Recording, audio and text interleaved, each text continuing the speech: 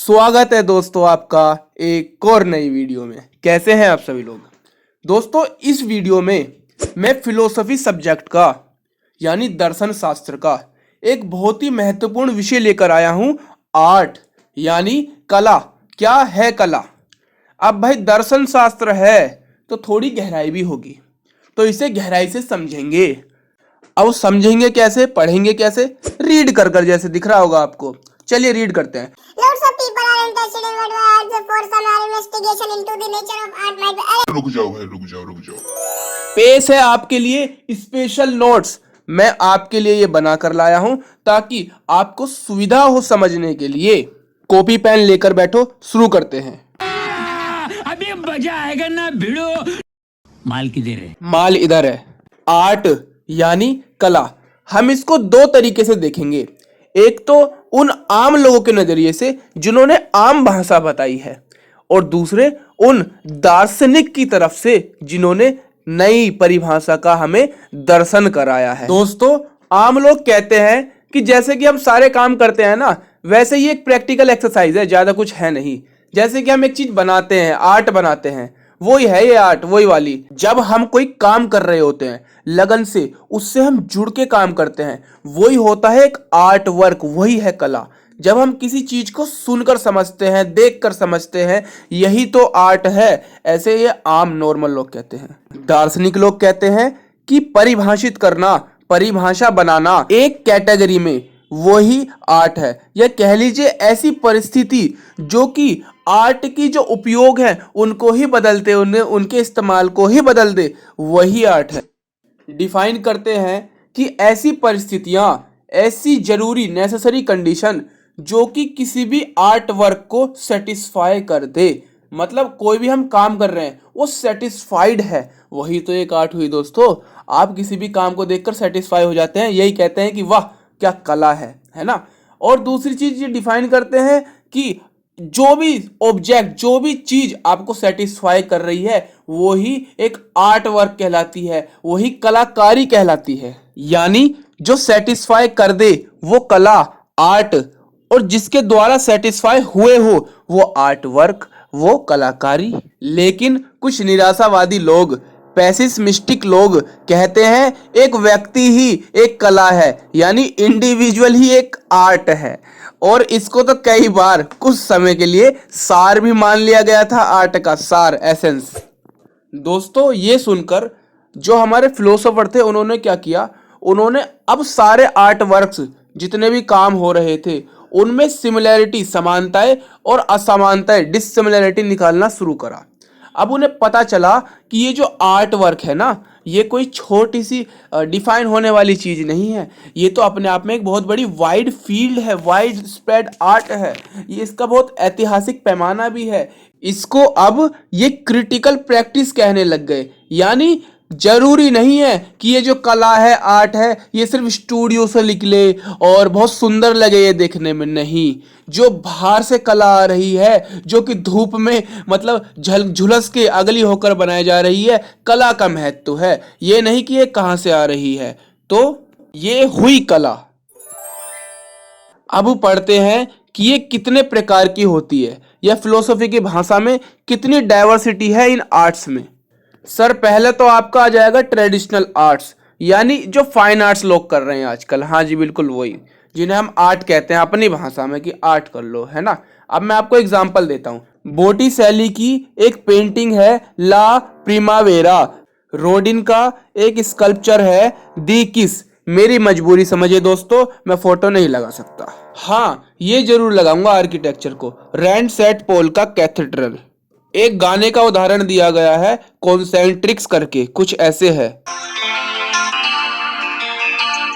We come from India and the Philippines, Brazil and Germany. Unity is in our genes. Working on continental part isn't hard if you try. We're different by design and our success is why. चिंता मत करो, मैं आपको bore नहीं होने दूंगा। अगला लो शायरी सुनो, पोइट्री साइल्विया प्लाथ की लेडी लेजरस। हाँ यही काम रह गया, सुनवाता रहूं आपको मैं। पढ़ने आयो, क्या करने आयो, पढ़ो।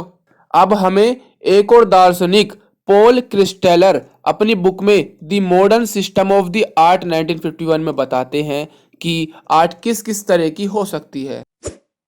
देखना, विजन एक आर्ट है, मतलब उतारने वाला देखना नहीं, एक तरीके से देखना। सुनना एक आर्ट है। टच करना एक अलग नजरिए से वो आर्ट है। या कह लीजिए जो मीडिया है, कैनवास, मार्बल, जो पीपल है, ये भी एक आर्ट की भावना के तौर तरीके में आते हैं। सिस्टम ऑफ रिप्रेजेंटेशन भी एक आर्ट है, मैं रिप्रेजेंट कर रहा हूँ, ये भी आर्ट है दोस्तों, मैं भी एक तरीके का कलाकार ही हुआ। रिटन लैंग्वेज, लैंग्वेज में लिखना। म्यूजिकल नोटेशन, आपने सुनी होगी ना, म्यूजिक को भी एक नोटेशन में सा रे गा मा पा धा नी सा, ये सब डिपिक्शंस, ये भी एक तरीके की आर्ट है। इन्हीं को हम कहते हैं सेंस मॉडलिटीज। अब क्या हुआ, 20वीं शताब्दी 20th सेंचुरी आते आते जो नए तरीके थे आर्ट्स के वो डेवलप होने लग गए। क्यों? क्योंकि टेक्नोलॉजी डेवलपमेंट हुई थी। जाहिर सी बात है, टेक्नोलॉजी बढ़ेगी तो कहीं ना कहीं एक कला भी बढ़ेगी, है ना। जैसे कि फोन में रील बनाना एक कला हो गई आजकल। अब तो फोटोग्राफी बढ़ने लग गई, सिनेमा वो भी उसमें ही आता है। फोटोग्राफी सिनेमा से एक नए आर्ट की फॉर्म आने लग गई। अब इसके कुछ कारण भी रहे होंगे। जी बिल्कुल है। क्या हुआ, हमारे अनुभव कम होने लग गए। हम किसी भी आर्ट या कला को अनुभव से पहचानते थे, अनुभव से बढ़ाते थे। अब हमारी माताएं बहनें भी जो पहले बहुत अच्छी क्राफ्ट करती थी, अब वो नहीं रहा, क्योंकि हमारी प्रैक्टिसेस वो खत्म हो गई, है ना। एक तरीके का ये सिर्फ सोशल इन्फ्लुएंस रह गया है। सोशल इन्फ्लुएंस का मतलब होता है भी भाई आप आर्ट बनाओ सिर्फ गैलरी में लगाने के लिए और जाकर कॉन्सर्ट हॉल में दिखाने के लिए, यही रह गया है आर्ट का मतलब। और एक भावना नहीं रह गई है जो कि हमारे अनुभव से आती थी। अब तो डेकोरेशन के लिए मात्र रह गई है। बस आपको वो चीज़ सुंदर लगनी चाहिए, ट्रेंडिंग होनी चाहिए, यही आपके लिए एक आर्ट बन जाती है। दोस्तों, हम उन मूल सिद्धांतों से परे जा रहे हैं जो कि एक आर्ट को, एक आर्ट वास्तव में कला बनाती है। उदाहरण देता हूं आपको, रजाई, क्विल्ट, मतलब एक सुंदर रजाई होगी तो ही आप लेंगे। आप नहीं देखेंगे कि वो कैसे बनाई गई है, कहाँ से बनाई गई है, ना ही आप देखेंगे उसके पीछे का क्या अनुभव रहा है, बस आप खरीद लेंगे क्योंकि वो आपकी एक जरूरत बन गई है। दोस्तों, कला के इतिहास में एक आंदोलन भी हुआ है, एक मूवमेंट भी हुआ है, उसका नाम है एवेंट गार्डे। क्या हुआ, इस मूवमेंट को चलाया गया आर्टिसियंस के द्वारा, यानी कलाकारों के द्वारा। क्यों चलाया गया, उद्देश्य क्या था? ये कहते थे कि हमें नया इनोवेशन चाहिए। हम क्या करेंगे, जो ये ट्रेडिशनल आर्ट है ना, जिसको आप ट्रेडिशनली खींचते ला रहे हो, फाइन आर्ट्स बना रहे हो भाई साहब, इसके विपक्ष में हम एक नया इनोवेशन लाएंगे, नई आर्ट लाएंगे जो कि इसको काउंटर एग्जाम्पल करेगी। और तभी इंट्रोड्यूस हुआ दोस्तों रेडीमेड्स, रेडीमेड्स आर्ट्स, यानी बने बनाए कपड़े, बने बनाई चीजें रेडी हैं, पहन के चले जाओ।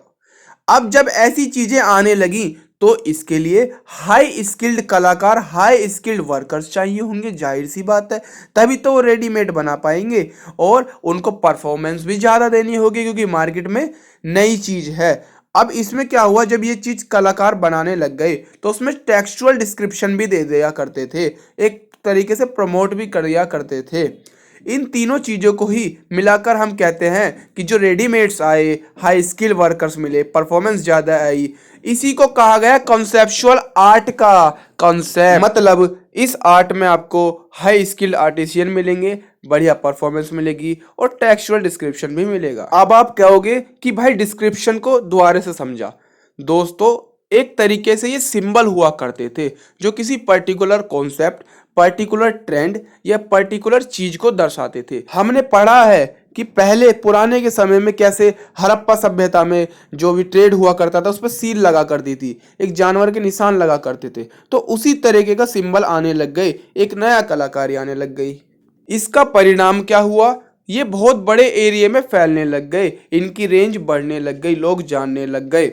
और जो हमारे आर्ट एक्सपर्ट्स होते हैं, जिनको इनके बारे में नॉलेज होती है, वो भी ऑफिशियली स्टैंडली इसको कहने लगे कि हाँ यही है सच्ची आर्ट, इसके प्रति अपनी सहमति दर्शाने लग गए। ओ मेरे भाई, रुक जा रुक जा रुक जा, तू फिलोसफी पढ़ा रहा है, हिस्ट्री पढ़ा रहा है? भैया फिलोसफी पढ़ा, हिस्ट्री मत पढ़ा। चलो तो अब फिलोसफी पढ़ाता हूँ। यानी थोड़ी डीप जाकर अब हम बातें करने वाले हैं। From manifest to non manifest properties. Properties यानी फिजिकल ऑब्जेक्ट होगा, उसी की प्रॉपर्टी होती है। तो दो तरह की प्रॉपर्टीज होती हैं, एक मैनिफेस्ट यानी जो हमें समझ आ सके, जिसको हम समझ सकते हैं। जैसे कि ये वीडियो देख रहे हो, ये एक प्रॉपर्टी है कि आपको समझ आ रही है। मजाक कर रहा हूं, कहने का मतलब जो चीज एग्जिस्ट कर रही हो, जिसे आप परसीव यानी समझ पा रहे हैं, आपकी समझ के अंदर है। और नॉन मैनिफेस्ट क्या होता है? जो आपके समझ के परे है, आप उसे समझ नहीं सकते और नहीं पा रहे हैं, इसलिए उसे नॉन मैनिफेस्ट कहा गया। इनसे अलग एक और प्रॉपर्टी निकल कर आती है, रिलेशन प्रॉपर्टी। कहने का मतलब कोई दो ऑब्जेक्ट हैं, उनके बीच में रिलेशनशिप क्या है, क्या जोड़ है, उसको समझना वही एक तरीके की प्रॉपर्टी बन जाती है। आप उदाहरण लीजिए, जेमई है, कोई भी इंसान हो सकता है ये। बीइंग फ्रॉम अबरदीन, अबरदीन एक स्कॉटलैंड में बहुत सुंदर जगह है, यानी अबरदीन से होने के नाते इसको हम एक तरीके से समझ नहीं पा रहे हैं कि क्या होने के नाते क्या कहना चाह रहे हैं, तो ये नॉन मैनिफेस्ट हुआ। लेकिन एक उससे नाता आ रहा है, एक रिलेशन आ रहा है, पर्टिकुलर रिलेशनशिप वो दर्शाना चाह रहा है, तो ये रिलेशन प्रॉपर्टी हुई नॉन मैनिफेस्ट की। दोस्तों, मैनिफेस्ट प्रॉपर्टी का मतलब जो समझ आता हो, तो ये आर्ट्स को डिफाइन करती है, लेकिन कुछ शर्तों के साथ, पर्टेनिंग कंडीशंस के साथ। जैसे कि वो ट्रेडिशनली प्रिविलेज रिलेशनशिप होनी चाहिए आर्ट्स के और साइंसेस के बीच में, यानी जो पारंपरिक रूप से प्राप्त है ऐसी रिलेशनशिप होनी चाहिए आर्ट के बीच में। हिस्टोरिकली वो डिफाइन करते हैं कि art is something which give you a valuable perceptual experience, यानी ये आर्ट एक कला ऐसी चीज है जो आपको एक बहुत ही मूल्यवान एक्सपीरियंस देती है। यानी जो आप आर्ट करते हो वो समझाती है, वो रिप्रेजेंट करती है कि आप क्या सोचते हो, आप क्या समझ रहे हो, है ना। और जब ये रिप्रेजेंट करती है कि आप क्या सोच समझते हो, तो ये तो एक कॉन्सेप्ट हो गया ना। ऐसी तो कॉन्सेप्ट बनते हैं बड़े बड़े, है ना। तो ये रही आर्ट। अब आर्ट वर्क क्या है? अब भाई आर्ट वर्क तो नॉन मैनिफेस्ट होगी, क्योंकि इसको समझा नहीं जा सकता। भाई हमने आर्ट देख लिया, आर्ट दिखता भी है और समझ भी आता है क्या व्यू पॉइंट रहते हैं दूसरे वाले के, लेकिन जो आर्ट वर्क उसके पीछे होता है वो तो उसकी कॉन्शियसनेस होती है ना, वो कैसा क्रिएटिव है वो होता है, और उसको तो हम समझ नहीं सकते, उसको तो हम एक तरीके से अंडरस्टैंडेबल नहीं है, तो ये नॉन मैनिफेस्ट हुआ। मजा आ गया भाई, मजा आ गया। और पढ़ाओ भाई, और पढ़ाओ। दोस्तों, अभी तक हमने देख लिया कि आर्ट क्या है, इसकी क्या डेफिनेशन है फिलोसोफर के लिए और अदर्स के लिए। फिर हमने देखा इसके कितने टाइप्स होते हैं, किस किस तरह की ये होती है। फिर हमने देखा कि इसकी प्रॉपर्टीज कैसी होती हैं, इसको हम कितनी प्रॉपर्टीज में देख समझ सकते हैं। अब हम देखने जा रहे हैं कि इसकी डेफिनेशंस कितने तरीके की होती हैं। दोस्तों, फंक्शनल और प्रोसीडरल दोनों ही पर्टिकुलर होती है, यानी सबके लिए बात नहीं की जाती, एक पर्टिकुलर सेट रेस्ट्रिक्टेड ऑडियंस के लिए बात की जाती है। लेकिन प्रोसीडरल में क्या होता है, ये नॉन पर्सेबल होती है, मतलब ये समझी नहीं जा सकती।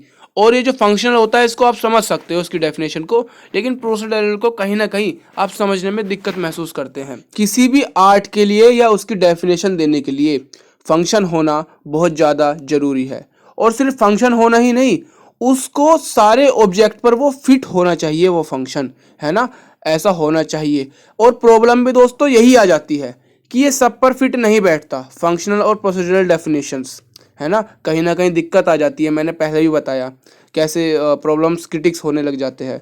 सो less suitable to sufficient one, सब पे ये लागू नहीं हो पाती, ये इसकी प्रॉब्लम है। मोनोरोए बर्ड्सले अपनी एक बुक रीडिफाइनिंग आर्ट 1982 में आर्ट की डेफिनेशन देते हैं। कहते हैं कि आर्ट है क्या? आर्ट का इंटेंट यही है कि आपको एक एथिस्टिक करेक्टर के साथ एक्सपीरियंस अनुभव दे। एथिस्टिक करेक्टर ये क्या होता है? एथिस्टिक करेक्टर का मतलब होता है दोस्तों एक प्लेजरेबल परसेप्चुअल एक्सपीरियंस, मतलब बहुत ही सौंदर्य अनुभव ऐसा हो, आपको बहुत अच्छा लगे उस अनुभव में। जैसे कि इमोशनल डिस्टेंस हो गया, या कह लीजिए सेंस ऑफ इंटीग्रेशन, जब एक दूसरे से मिलते हैं ऑब्जेक्ट, है ना, तो उस समय हमें बहुत प्लेजर लगता है, प्लेजरेबल परसेप्चुअल होती है। तो आर्ट वही है जो हमें बहुत सौंदर्य दे, है ना, कोई भी चीज़ हमें सौंदर्य प्लेजर देती है तो वो एक आर्ट है, इसी को कहते हैं एथिस्टिक करेक्टर। अब दोस्तों कुछ लोग इनका विरोध करते हैं, कहते हैं अच्छा ठीक है, जो चीज़ हमें जुड़ाव महसूस करते हैं उससे मिलती है वो हमें बहुत प्लेजर लगती है। अच्छा फिर रेडीमेड चीज़ों का क्या होगा जिससे हमारा कोई प्लेजर नहीं रहता? भाई रेडीमेड ख़राब हुई, जाके दूसरी ले आओ। लेकिन जब आप खुद अपने हाथ से बनाते हो कोई चीज़, उससे आपको जुड़ाव रहता है ना। लेकिन रेडीमेड में तो जुड़ाव रहेगा नहीं। तो इसका क्या क्रिटिक था, इसको कहते हैं एंटी एस्थेटिक। अब दोस्तों जो बेट्सले हैं वो इस विरोध को एक तरीके से चबा जाते हैं। वो कहते हैं कि तुम लोग गलत कह रहे हो, ये जो आर्ट्स है ना ये सभी आर्ट्स हैं, है ना। जो तुम कह रहे हो कि ये रेडीमेड्स आर्ट्स नहीं होंगे, ये भी आर्ट्स ही होंगे, मेरी बात मानो। लेकिन जो दूसरे लोग विरोध कर रहे हैं वो तो इसको मानेंगे ही। तो वो लोग इसको एक बड़ी गलती मानते हैं बेट्सले की डेफिनेशन की। हमारे बीच में एक और फिलोसोफर आर्ट की डेफिनेशन देते हैं। कई फिलोसोफर ने हमारे बीच में दिया, आप बोर ना होइएगा, ये फिलोसफी है, अलग अलग व्यू पॉइंट देखे जाते हैं। इन्होंने जो डेफिनेशन दी वो एक इंस्टीट्यूशनल कॉन्सेप्ट पे दी। हमने देखा पहले क्या कर रहे थे लोग, पहले बता रहे थे कि ये जो है जो समझ में आ रहा है वो है, जो समझ में नहीं आ रहा ये है आर्ट, है ना। तो ऐसा था। लेकिन अब बात आती है इंस्टीट्यूशन की। ये क्या कहते हैं, ये कहते हैं कि एक आर्ट वर्क जो है ना एक आर्टिफैक्ट है, मतलब आर्ट वर्क एक कलाकारी है जिसके ऊपर एक स्पेशल स्टेटस जुड़ा रहता है। मैं भी आपको एक एग्जांपल दूंगा कैसे ये जेन्युइन इंस्टीट्यूशन कहते हैं। मतलब ये जो आर्ट वर्ल्ड है ना, इसमें इस आर्ट वर्क को एक स्पेशल एप्रिसिएशन, एक स्पेशल वो मिलता है, मतलब रिस्पेक्ट मिलती है। चलो अच्छे से समझाता हूँ, बताओ मुझे जरा कि what makes this certain bits of paper money. कुछ कागजों के टुकड़े को कौन मनी बना देता है, बताओ। दोस्तों उसके ऊपर एक स्पेशल स्टेटस होता है, गांधी जी लग रहे हैं, गवर्नर का साइन है ना, एक लीगल टेंडर है। क्यों, हमें गवर्नमेंट ये नहीं देती कि हम आपको लायबिलिटी वो करते हैं, देते हैं, है ना। उस पर एक साइन होता है, पत्र होता है उस पर। ऐसे ही उस पर स्पेशल स्टेटस कॉन्फ़िगर्ड की गई होती है, एक सर्टेन प्रोसेसर के द्वारा दोस्तों बना होता है, प्रिंटेड होता है, डिजाइंड होता है, वो एक अलग तरीके से रिलीज होता है ना। बहुत लीगल वे होती है ना। लेजिटिमेसी उसके अंदर होती है, लीगैलिटी उसके अंदर होती है, बहुत लीगल होता है वो पूरे देश के लिए। तो दोस्तों ये उसके ऊपर एक स्पेशल स्टेटस है, इसलिए वो एक स्पेशल आर्ट वर्क बन जाता है। इसमें इंग्लैंड के बैंक ऑफ इंग्लैंड का एग्जाम्पल दिया गया है, मेंशन कीजिएगा। चलो एक और एग्जाम्पल लो। जो ऑर्डिनरी बहुत सिंपल जो वाइन होती है उसे सैक्रामेंटल वाइन कौन बनाता है, यानी बहुत पवित्र पुनित वाइन कौन बना देता है, बताओ जरा। भाई वहाँ के जो रिचुअल्स होते हैं, जो धारणाएं, जो भावनाएं होती हैं, जो विश्वास होता है भगवान के ऊपर, वहाँ पे चढ़ावा चलता है, मास यूज़ वहाँ पर हो रहा है, सब यूज़ कर रहे हैं इसको एज अ चढ़ावा, है ना। वहाँ पर कैथोलिक चर्च का ये विश्वास है। तो ऑर्डिनरी को बहुत पुण्य एक वो बना दिया गया। एक्लेस्टिकल सर्टिफिकेशन, यानी वहाँ के सरकार ने इसको गिरजाघर घोषित कर दिया और इस पर कोई सैंक्शन भी नहीं है। तो ऐसे एक सिंपल वाइन एक बहुत पुण्य बहुत पवित्र वाइन बन गई। एक स्पेशल स्टेटस आ रहा है नहीं आ रहा है इसके ऊपर दोस्तों। तो इनकी मेन डेफिनेशन इंस्टीट्यूशन को लेकर ये थी कि ये जो आर्ट वर्ल्ड है ना ये जेन्युइन इंस्टीट्यूशन है, ये आर्ट वर्ल्ड जो है क्रिएट किया गया है। एग्जाम्पल्स मैंने दिए, कैसे एक पेपर जो है भाई बहुत पैसा बन जाता है, कैसे एक जो वाइन है वो बहुत पुनित बन जाती है। क्यों, क्योंकि ये बहुत सेंट्रलाइज्ड है ना ये इंस्टीट्यूशन। ये बहुत क्लियरली रोल्स हैं इनके कि ये रोल इसके लिए इस्तेमाल होगा, ये पैसा इस चीज़ ये इसलिए कमाने के लिए, खरीदने के लिए, इन सब के लिए इस्तेमाल होगा, वाइन चढ़ावे के लिए यूज़ होगी। फॉर्मल प्रोसेसर्स होते हैं दोस्तों इनके बीच में, बिल्कुल सही बात है। यही तो एक आर्ट वर्ल्ड को एक इंस्टीट्यूशनल डेफिनेशन बना देता है। अब बात आती है कि आर्ट वर्ल्ड में आता कौन कौन है। जैसे कि विजुअल आर्टिस्ट्स जो होते हैं, कलाकार जो होते हैं वो आते हैं, डांसर्स इसमें आते हैं, फिल्म मेकर आते हैं, म्यूजिशियन जो म्यूजिक बजाते हैं वो, फिल्म प्रोड्यूसर इसमें आते हैं।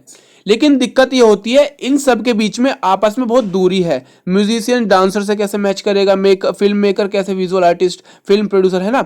तो दोस्तों ये आपस में डिस्टिंक्ट है, इनका रोल इतने से स्पष्ट नहीं होता, अस्पष्ट है। कुछ चिंता करने लायक भी है इनकी डेफिनेशन में, क्या कि इन्होंने बहुत फॉर्मल स्ट्रक्चर रखा है। यार आर्ट वर्ल्ड इतना कैसे फॉर्मल हो सकता है, कैसे जेन्युइन हो सकता है। ठीक है जी, एक और फिलोसोफर आते हैं रिचर्ड वॉलहेम। अरे रुक जा भाई, कौन है, कितने फिलोसोफर आ रहे हैं, बताइए कौन था। दोस्तों ये ब्रिटिश फिलोसोफर थे, यानी गोरे फिलोसोफर थे। इन्होंने कई बुक लिखी हैं, art and it's objectives, arts and the mind. इनकी जो दोस्तों नॉलेज है, इन्होंने इतने डिस्कशंस किए हैं अपनी लाइफ में, इनकी नॉलेज बहुत इमेंस है। इन्होंने पेंटिंग को एज अ आर्ट जो है देखने का इनको हैबिचुअल प्रैक्टिस है। 3-3 घंटों से ज़्यादातर एक पेंटिंग को देखते रहते हैं ताकि उसकी अच्छे से सच्चा मतलब समझ पाएं। तो रिचर्ड वुल हिन जो थे फिलोसोफर, वो सीधा सीधा इनकी डिकीज की डेफिनेशन को कहते हैं कि जाहिर तौर पर बेसुआद है। मतलब सीधा क्रिटिक्स कर रहे हैं दोस्तों, कह रहे हैं कि देखो इनके रीजंस तो अच्छे हैं लेकिन इनको कहीं ना कहीं फैक्ट्स पर ध्यान नहीं देना चाहिए था। क्यों? क्योंकि फैक्ट्स पे थोड़ी होती है ये डेफिनेशन आर्ट्स की, ये तो फैक्ट्स पर होती ही नहीं है, ये तो सिंपली एक अटेंशन होती है आर्ट। अटेंशन किस चीज के लिए? जो पहले से ही फैक्ट्स हैं उन पर अटेंशन देने को ही हम आर्ट कहते हैं, वही आर्ट वर्ल्ड है। तो इन्होंने फैक्ट्स की बात गलत करी है और जाहिर तौर पर बेसुआद है। और जहां तक एक आर्ट वर्क को, एक ऑब्जेक्ट को आर्ट वर्क कहने की बात है, भाई कोई भी ऑब्जेक्ट है उसको कब हम आर्ट वर्क कहेंगे, ये कहने की बात है। तो इनके पास, डिकीज के पास कोई अच्छे रीजन है ही नहीं ये कहने के लिए, ऐसा ये कहते हैं। ये भी बसवाद है। अब ऐसा ये क्यों कह रहे हैं? क्योंकि ये मानते हैं कि इनकी डेफिनेशन से हम आर्ट वर्क का आर्ट वर्क के साथ एक रिश्ता, एक रिलेशन खो रहे हैं, एक कनेक्शन नहीं बन पा रहा। अच्छे आर्ट वर्क का अच्छे आर्ट वर्क के साथ कनेक्शन नहीं बन पा रहा, तो भैया क्रिटिसाइज कर दिया गया है। वाह वाह वाह भाई, एक टॉपिक और बस, लास्ट टॉपिक और पढ़ा दो, समझ आ रहा है। एंटी एसेंशियलिज्म यानी पदार्थवाद, ये भी एक तरीके का अलग डिफरेंट नजरिया है। क्या है ये नजरिया? ये मानते हैं, हम सभी जानते हैं कि सारे फिलोसोफर एक विचारधारा पर विश्वास नहीं करते।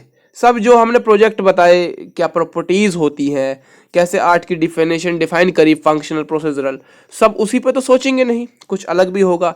जैसे कि बहुत हमारे 9 स्कूल हैं फिलोसफी में, आर्ट के 8 स्कूल जो सोल इन सब पर विश्वास करते हैं, वो कहते हैं कि ये लोक में मोक्ष नहीं मिलेगा, मोक्ष पे विश्वास करते हैं।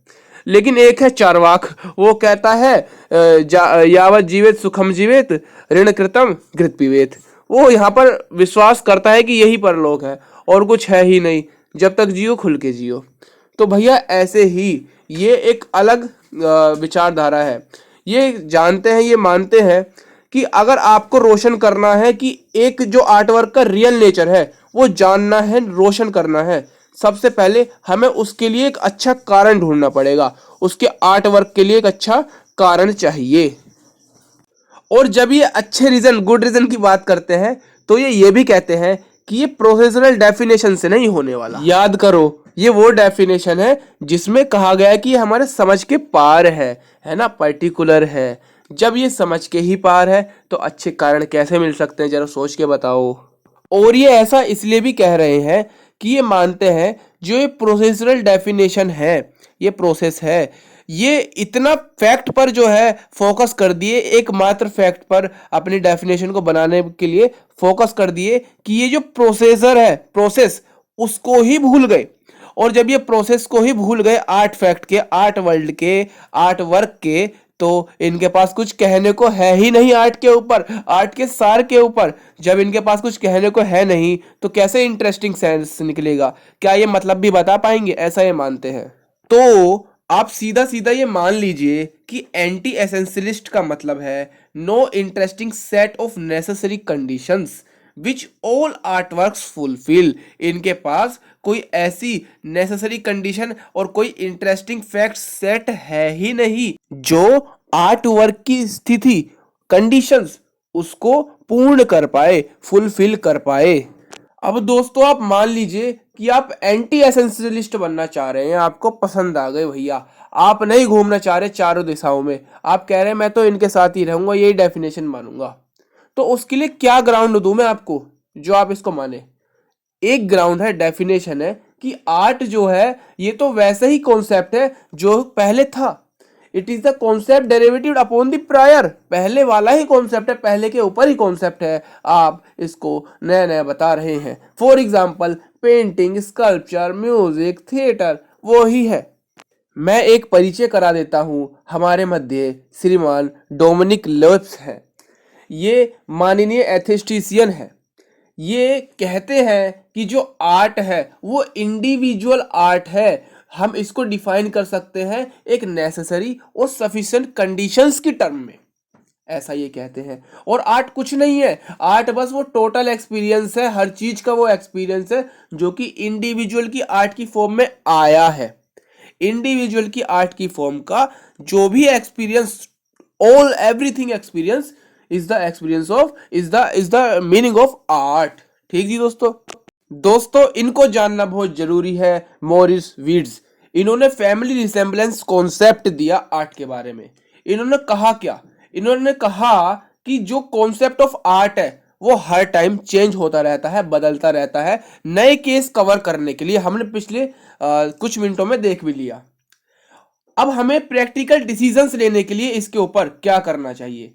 हमें वो डिसीजंस लेने चाहिए ऑन द बेसिस, किसके आधार पर? सिमिलैरिटी के आधार पर, जो कि अलग आर्टवर्क्स, जो दूसरी आर्टवर्क्स है उनके बीच में है और हमारे बीच में है ना। तो जितने भी आर्टवर्क्स हैं जो सिमिलैरिटी है उनके बीच में, उनके बेसिस पर हमें प्रैक्टिकल डिसीजंस लेना चाहिए, क्योंकि ये चेंज होता रहता है हर समय तक। तो ये आर्ट की डेफिनेशन देते हैं कि it is a social practice guided by the individual consciousness. ये तो एक सोशल प्रैक्टिस है दोस्तों, इंडिविजुअल की जो कॉन्शियसनेस होती है वही एक आर्ट कहला दिया जाता है। भाइयों, जो इन्होंने लास्ट में डायलॉग मारा है ना, सुनना चाहिए। ये कहते हैं कि हमें कोई जरूरत नहीं है कि कोई हमें सिखाए कि आर्ट वर्क के क्या मायने हैं या नहीं। हमने तो ये पहले से ही जाना है, यहां तक हम पहुंचे हैं और कोई हमने गलती भी नहीं करी। हमें सब पता है, आप हमें कृपया करके मायने ना सिखाएं। धन्यवाद शिवम जी, थैंक यू।